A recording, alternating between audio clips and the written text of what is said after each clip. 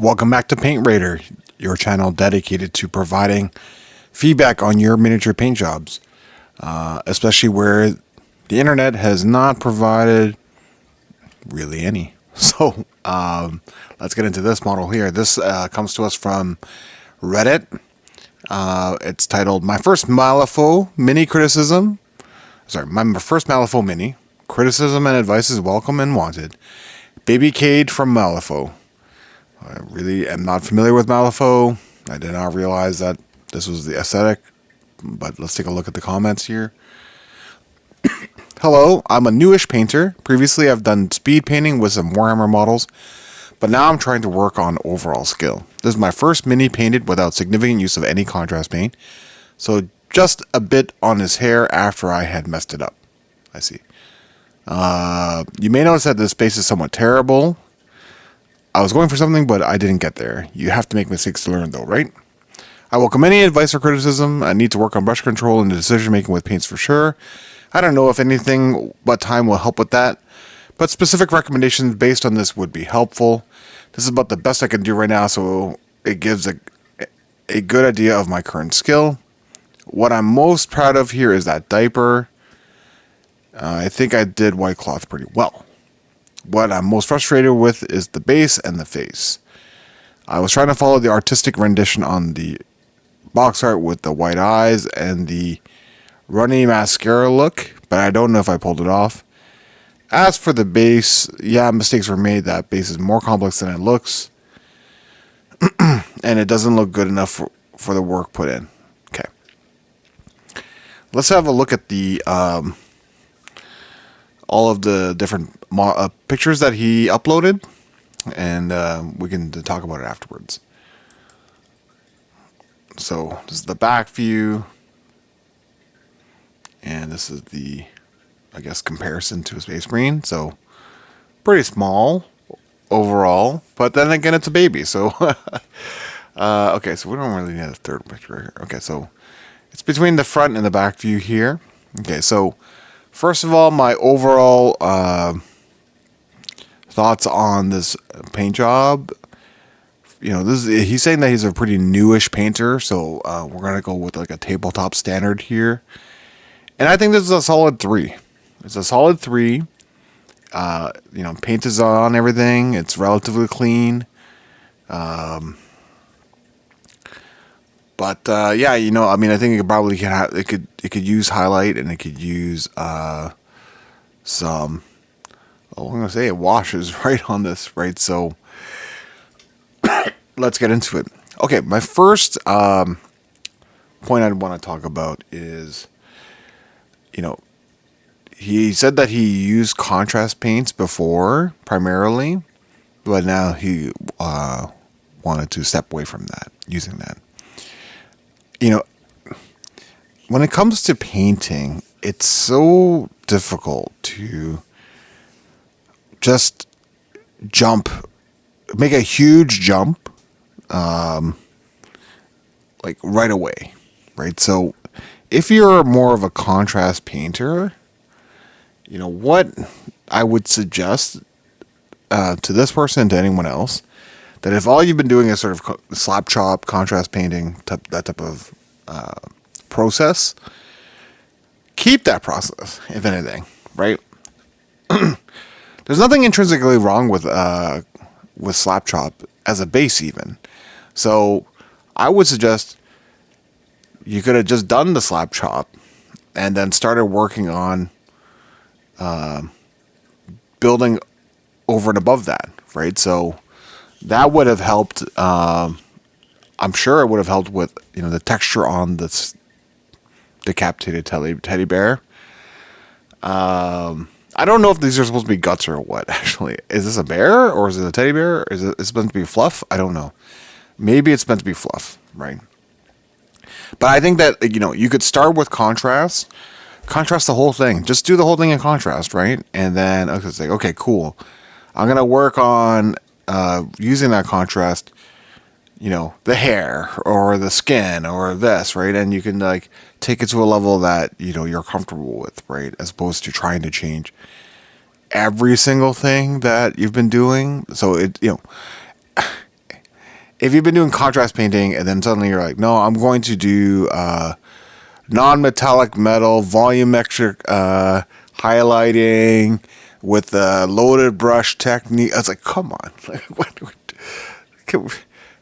the way to do it is to progress is to take what you know you've been able to execute and iterate on that, right? And push that, right? You can try little things here and there, and each model is an opportunity to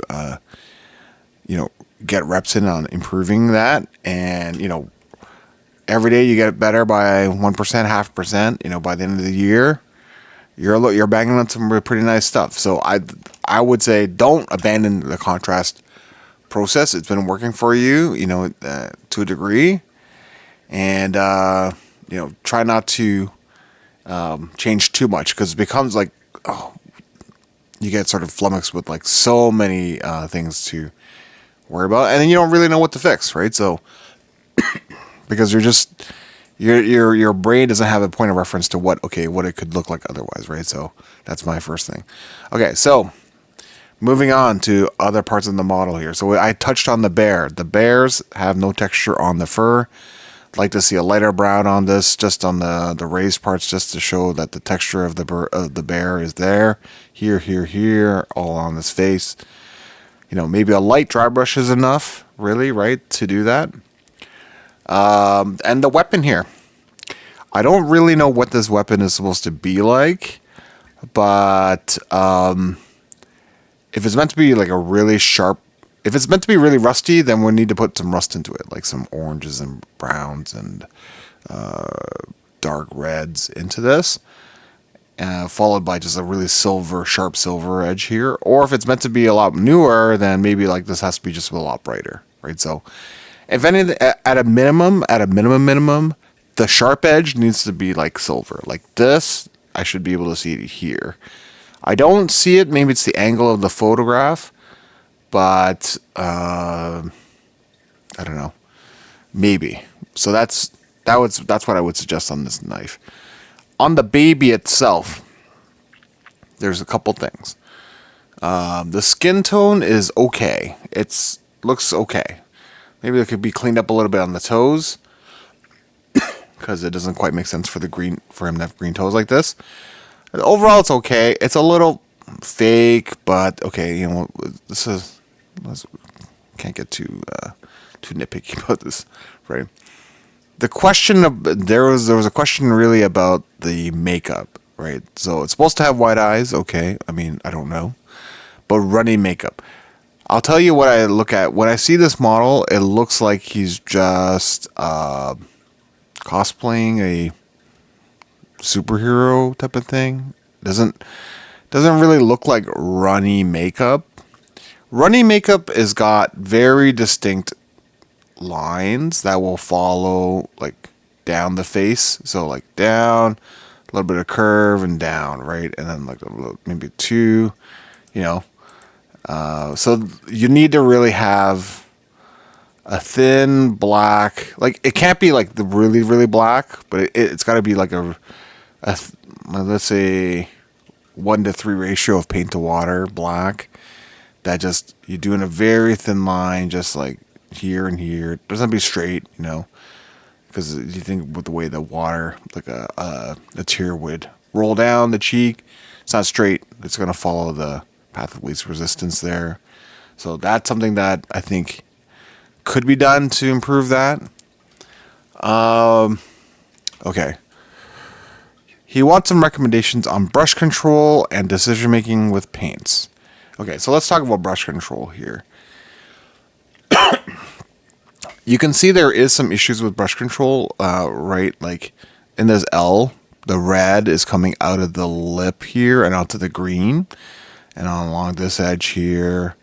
And so, again, I noted that there was green on the toes, and actually there's a bit of flesh on the diaper here. So definitely there is some issues with brush control. Okay. How to get better brush control? It depends on the problem, like how this is happening. What I would say is that probably number one is that the paint that's coming off the brush is leaving too fast. And so what I would do is wick before you touch the model, wick it just a little bit on a paper towel, and then that way you're sort of in control of the flow. The second is really on cleanup and going back in and saying, you know what, mistakes happen. Didn't intend for that to touch that. We can just go back in and touch it up. You know, get that green back in there and just like get those lines straightened up. Get that diaper cloth back on there, right? So trying to look at it more critically and seeing what needs to be cleaned up is probably going to help you out a lot more. But on pure brush control, I would say that the flow of the paint is one thing, the tip of the brush is another.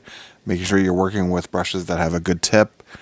And the last is really on posture and how your arms are positioned. So if you were to think of the worst case scenario for trying to paint with brush control, the worst case scenario would be like being on a roller coaster with your arms flailing and you're just trying to paint something, right? Okay, so that's like the one extreme. What's the opposite of that look like? Okay, cool. Both elbows are probably planted on something solid, firm, right? The model is secured, firm. Some people like to use a handle that is attached to something that is not their own hands to give that extra stability. I don't personally do that, but like say that would be removing more sources of extra movement that are uncontrolled. That's the big thing.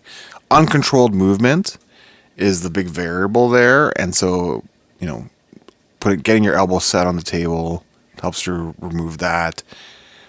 Having a paint handle that's attached to something that holds the model for you removes that, and then you can really just focus in on applying paint, right? Which is what you want to do. So if you try to minimize the amount of movement, uncontrolled movement, then that becomes a way of improving brush control. And on paints, I don't think there's a big problem with paint here. The paint selection here is okay. I mean, the pink, I don't really understand what the pink is. But the vibrancy of the colors is fine. I mean, I don't see anything overtly wrong with the paints. Like decision making with paints. I don't know what we mean exactly by decision making with paints. So, in terms of color choice, the one thing I would say is probably the way that this is highlighted here. This is way chunky here. So what you could do is just do edge, right? Just do edge. Keep it simple for now. I know you're coming from contrast painting, so just keep it simple. Edge it.